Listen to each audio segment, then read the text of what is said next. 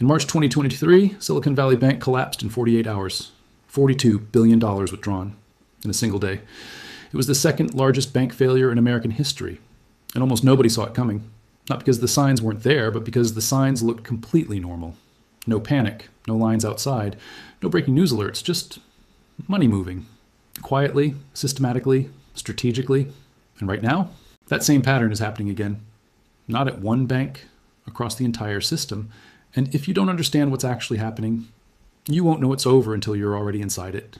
Here's what they don't teach you in school.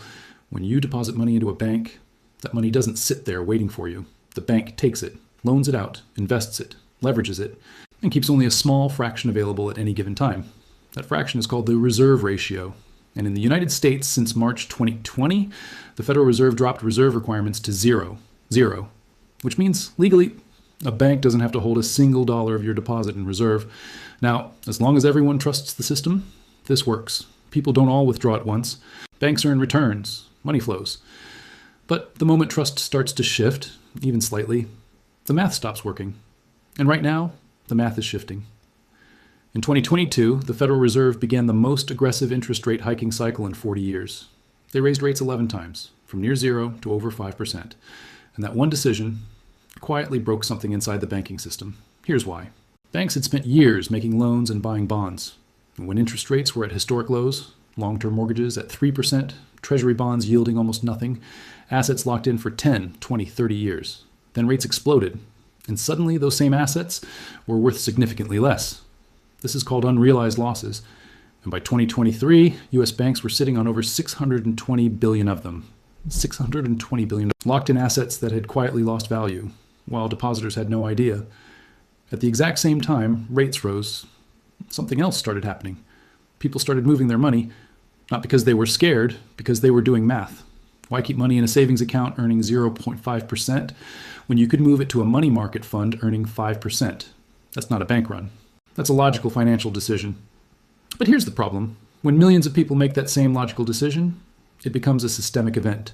In 2023, U.S. banks lost over $1 trillion in deposits. $1 trillion, money that flowed directly into money market funds, treasury bills, and higher yield alternatives.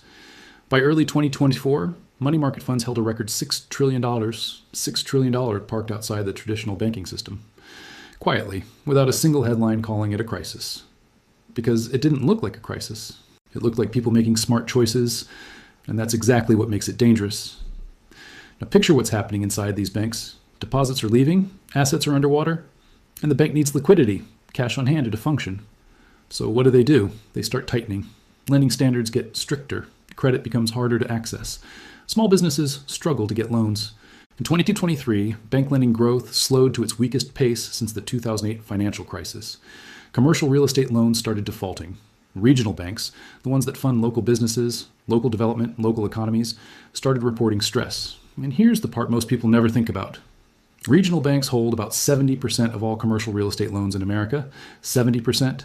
So when regional banks get squeezed, it doesn't just affect banks. It affects the landlord who can't refinance, the business owner who can't borrow, the employee who gets laid off when the company cuts costs. The pressure doesn't announce itself. It just tightens, slowly, until one day you feel it. Here's what history tells us. Before every major financial crisis, there's a phase that feels exactly like this. 1929. Deposits moved, banks tightened, credit dried up. Months later, the crash. 2008. Mortgage assets quietly lost value, liquidity evaporated, lending froze. Then, Bear Stearns, Lehman Brothers, the collapse. 2023. Silicon Valley Bank sat on $91 billion in long-term bonds that had lost value. Depositors started moving money. Within 48 hours, gone. The pattern is always the same. Not sudden, not dramatic. Slow, and then all at once. The people who understood the pattern early, they weren't panicking. They were positioning, moving deposits, diversifying, getting liquid. And by the time it became front page news, they were already out. The people who waited for the headline became the headline. So here's the real question. Not, is there a bank run happening? The real question is, why is $1 trillion moving silently out of the banking system while everyone is focused on something else? Because financial shifts don't start with panic. They start with quiet decisions made by people who understand the system well enough to move before everyone else does. The people who lost the most in 2008 weren't the ones who caused it. They were the ones who didn't understand it was happening until it was already over. And the ones who came out ahead, they didn't predict the future. They just understood the present clearly enough to act. That's the difference between reacting and positioning.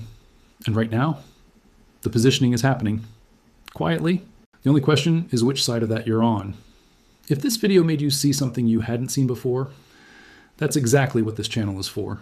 Every week, we break down the financial patterns that most people miss. Not to scare you, to prepare you. Because the people who come out ahead in financial shifts are never the ones who got lucky. They're the ones who paid attention early.